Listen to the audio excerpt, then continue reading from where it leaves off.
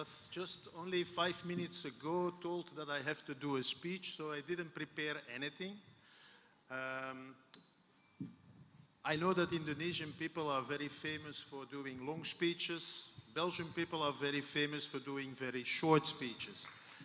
So I understood from Hermanto that Harry was telling the story of his life, how he started in Batam. So I will tell you my story. I came about 20 years ago, I came to Batam. One of the first people I met was Harry. He was then working with Bechtel. He explained me a lot of things because I didn't have any clue about Indonesia. So he helped me a lot with all the things we had to set up to create PT Hydros services. And now, 20 years later, I do exactly the same as I did 20 years ago. And he owns, I think, half the length of Batam. He owns half the cranes in Batam and a lot of other things. So congratulations, you did much better than me.